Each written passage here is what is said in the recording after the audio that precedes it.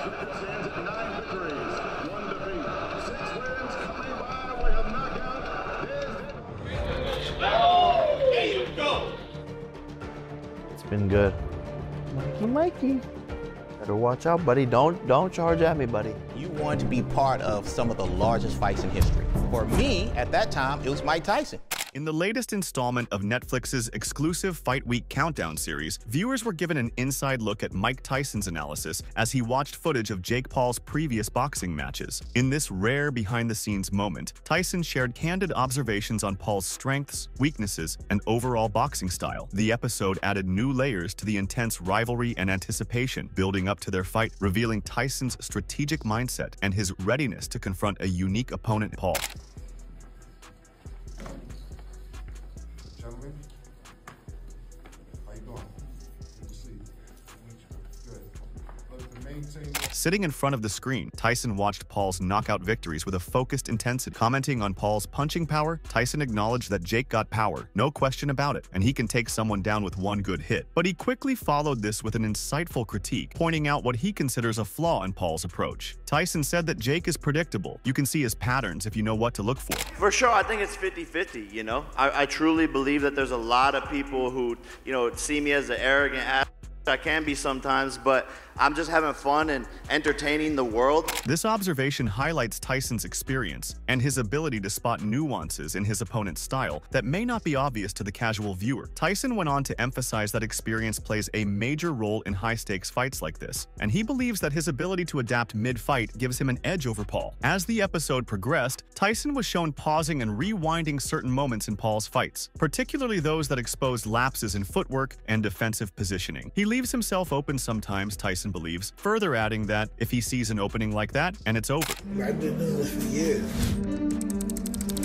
Teenagers, so it's just a form of anticipation. 4, 5, 6, 7, 8. And that could be a form of nervousness. Tyson's focus on Paul's footwork and defensive gaps underscores his intent to capitalize on Paul's inexperience in the ring. By meticulously analyzing these weaknesses, Tyson appears to be preparing a strategy that involves exploiting Paul's lack of defensive finesse, a stark contrast to his own years of ringcraft. Reflecting on Paul's youth and confidence, Tyson shared a rare introspective moment about his own career, recalling his rise to fame in his early 20s. Tyson said that he was his age once, had that same fire and confidence. But there's a difference when you're up against someone who's been in that ring more times than he can count. This reflection added a humanizing angle to the episode, reminding viewers of Tyson's journey from a young prodigy to a seasoned legend. His words suggested a mix of respect and realism, recognizing Paul's ambition but underscoring the wisdom that comes from decades of experience.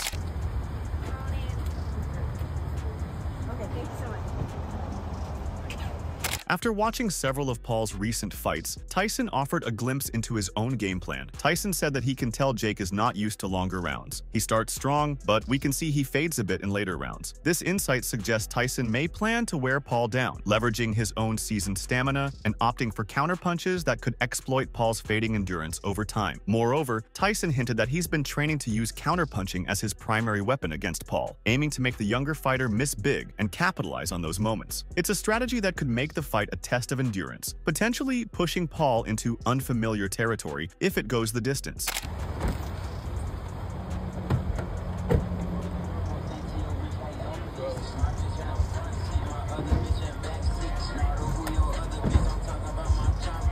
Tyson's camp, including trainers and close advisors, joined him during part of the Netflix special, providing additional perspectives on Paul's style and potential vulnerabilities. Tyson's head trainer commented that they are not underestimating Paul. He's young and he's got energy, but they are working with a master there. Tyson knows the ring like no one else. This camaraderie and confidence among his team added to the aura of a fighter who isn't just preparing physically but mentally dissecting every element of his opponent's game. Later on, Tyson turned to the camera with a serious look, issuing a closing message to his opponent. This simple statement carried the weight of his experience, as Tyson made it clear that he has studied Paul and crafted a strategy tailored to countering every one of his moves. Tyson's level-headed confidence added to the excitement, as fans got a clear view of the mental preparation behind his intimidating exterior.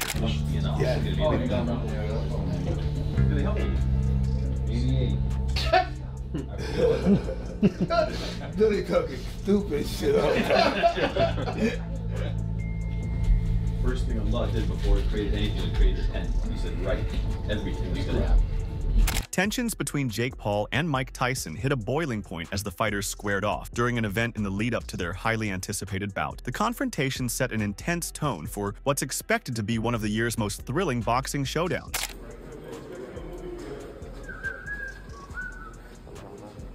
Amid the eager gaze of fans and media, the event turned into a verbal showdown, with Paul and Tyson firing off sharp exchanges and tense stares, each one stoking the intense buildup to their impending fight. Jake Paul, exuding his signature swagger, strode onto the stage and didn't hesitate to confront Tyson directly. With his bold personality and unrestrained style, Paul pointed at Tyson and declared that the spotlight now belonged to him. Jake also tweeted, "Official rules for Paul versus Tyson. Someone is getting knocked the end." Paul's words sparked the tone for a high-stakes showdown, his confidence clearly aimed at unbalancing the veteran champion. He emphasized his rigorous training, youthful energy, and athletic prowess as the pillars of his anticipated victory. His remarks, dripping with his trademark bravado, hinted that he's counting on his endurance and physical edge to tip the scales in his favor. Unlike Paul's fiery demeanor, Tyson exuded a calm yet intense presence during the confrontation. With his signature stoic gaze, he let Paul take the spotlight before answering with a few deliberate words that carried undeniable weight. Though concise, his response was sharp, subtly reminding everyone that, regardless of Paul's bravado, Tyson's decades of ring experience provide him with a mental and physical advantage that's impossible to overlook. 9, 10, 11. It never goes away, man. I think you'd be fighting again at age 57.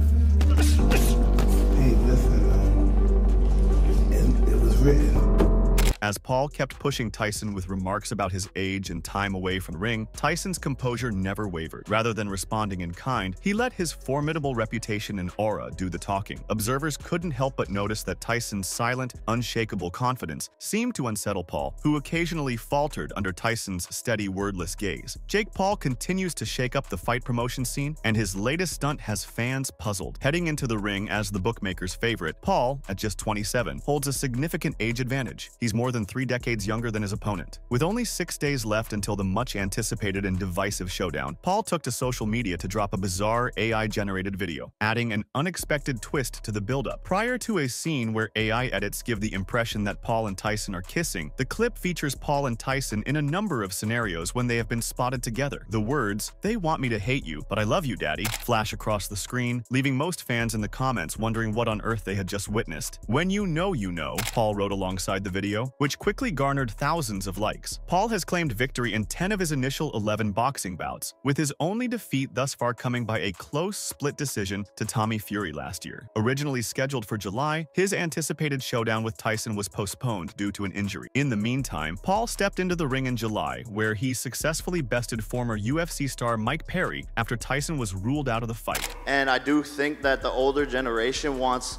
people to see Mike knock me out, but at the end of the day, I also have the kids, the middle schoolers, the high schoolers, the college students rooting for me and want to see me and Mike. In a recent Netflix docu-series, the YouTuber revealed he felt lost at 21, expressing deep gratitude for how boxing became the wake-up call he desperately needed. The sport compelled him to sober up, offering an outlet to redirect his energy and find a renewed sense of purpose and focus. Paul went on to add, "Los Angeles is this fast-paced lifestyle. I was lost in it as any 21 or 22-year-old with tens of millions of dollars in fame would be. It wasn't until boxing, when I physically had to fight someone else, that I had to be sober and I had to focus, that I felt better. It was like this giant wake-up call that boxing provided me." Logan Paul, who once went toe-to-toe with Floyd Mayweather, believes that Mike Tyson, now well past his prime, will find the fight daunting. Tyson, the legendary former heavyweight, last competed professionally in 2005 and only returned to the ring for an exhibition bout 4 years ago. Following months of anticipation, delays, and a brief change in opponent, Fight Week has arrived for the much-awaited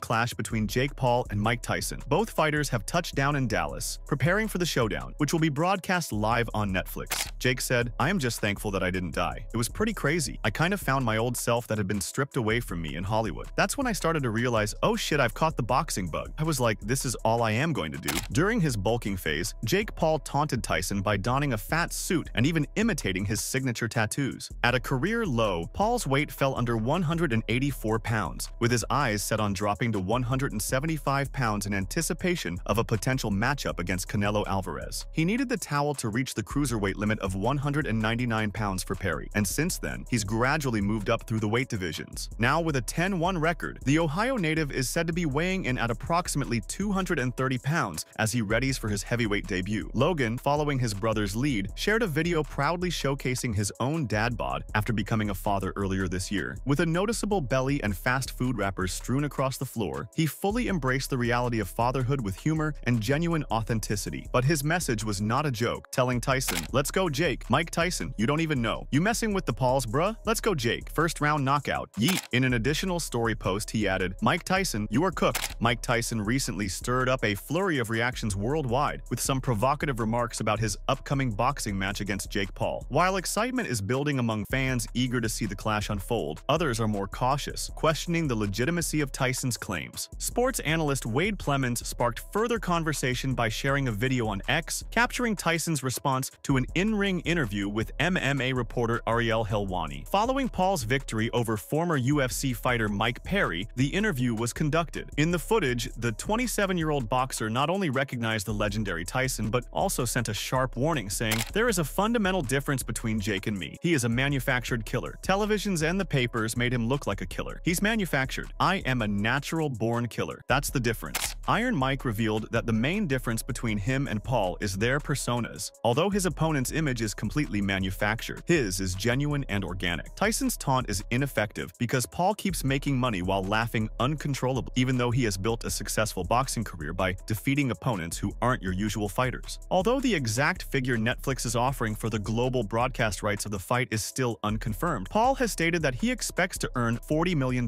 considering that his most significant wins have come against former UFC champions who were well past their prime when they stepped into the boxing ring. It's evident that Paul has designed the setup to work in his favor. People who are out there saying, "We think Mike's too old for this fight." Tell them what you think about that.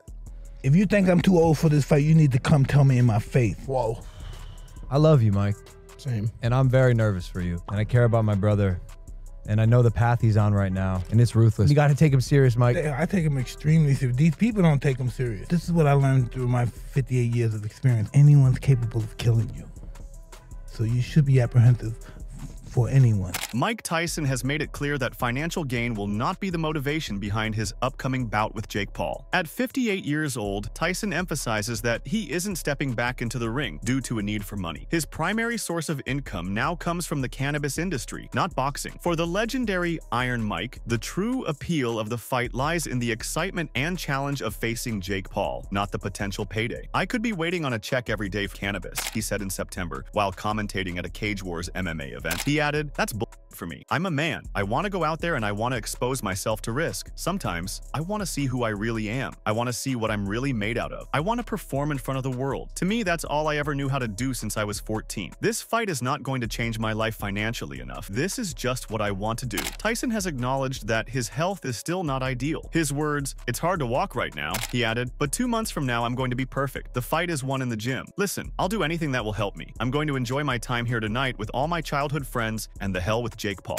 Since the fight was announced, Paul has faced intense backlash. The 27-year-old has firmly denied claims that their matchup was driven mainly by financial gain. He explained, "Making history. This is what it's all about for me, man. I'm a kid from Ohio. They'll never give me credit. That's the way it is." On the other hand, Conor McGregor told Mike Tyson that the event was his to handle, making it clear he had no investment in it. He noted that the fighters were using 14-ounce gloves and that the rounds lasted only 2 minutes, sarcastically asking who would even bother watching. The former UFC champion, a 2-time title holder, also expressed hope that Mike would give the little fool a harsh lesson, adding that the fighter was irrelevant to the public. Conor then questioned how such a spectacle had even ended up at Dallas Stadium. McGregor wrapped up by noting that Tyson had recently experienced a health scare, sharing a memory of something that occurred during a flight. Still, he reassured Tyson, saying he looked fantastic now and urged him to keep pushing forward, offering sincere praise for his impressive recovery. Thoughts on Tyson, Jake Paul? I actually have Mike Tyson's marijuana. I'm going to show love to Mike Tyson. Give us in the Mike Tyson Kush. This is Mike Tyson Kush, yeah, straight from his farm. We had someone go out and grab it for us, yeah? Mike Tyson, this is your stock. Don't give a bollocks. They're wearing 14-ounce gloves. It's 2-minute rounds, is it? Is it 2-minute rounds? Who gives a bollocks? I hope Mike rattles the little dope. No one gives a f***. How was that even in the air? In Dallas Stadium? In November 2020, over 1.6 million fans shelled out to witness a historic exhibition between Roy Jones Jr. and Mike Tyson. The two boxing legends faced off in an 8-round match, sporting larger gloves and following a carefully crafted set of regulations. The contest ended in a draw, leaving spectators eagerly debating the outcome. Nevertheless, Tyson persisted in dealing Jones some of the strongest blows he has ever encountered. Speaking with Andre Ward for All the Smoke fight, Jones said, "When you get out there and look at Mike, you have an understanding of who and what Mike is. But you don't realize that the little side-to-side movement that I never thought a lot of before, you really have a hard time hitting him with that." So that was probably the most fascinating thing to me, the fact that he can still dodge punches the way that he could. As next week's highly anticipated clash between Tyson and Paul approaches, Jones asserts that the result will depend largely on the legendary heavyweight's execution. Despite the New Yorker's vast experience, he will need to have trained meticulously to counterbalance the substantial 31-year age gap between the two fighters. Jones continued, "If Mike is in shape enough to go the rounds, he probably can put Jake out at any time. But of course, at 58 or 59, however old he is, his timing ain't the same. So it's quicker for him to get it over with fast, rather than wait a long time." He added, "If Jake gets in and gets his rhythm, then he can get the momentum and be problematic for Mike down the line. But if Mike goes out there and says, 'You know what, I'm just going to go balls to the wall to get it over with,' then that's the best thing he can do. If you let Jake get comfortable, he's going to become dangerous. If Mike is telling the truth, it's going to be tough for Jake. But we don't know if Mike is telling the truth." With a loud drum roll, the snap of a glove against a pad, and a characteristic Brooklyn accent, the trailer for Netflix's latest high-budget production opens. "He's a manufactured killer," says Mike Tyson, with almost cartoon relish. Tyson added, "I am a natural-born killer." Then, on TV, is the influencer Jake Paul, whom he will face early on Saturday morning UK time. Paul, who made his fortune filming pranks like "I Sunked My Friend's Car" and surprised him with a new one before making the far more profitable switch to boxing, believes that "we're going to war," he added, and he's getting knocked out. As the two fighters prepare for an 8-round showdown, each set to earn over $20 million,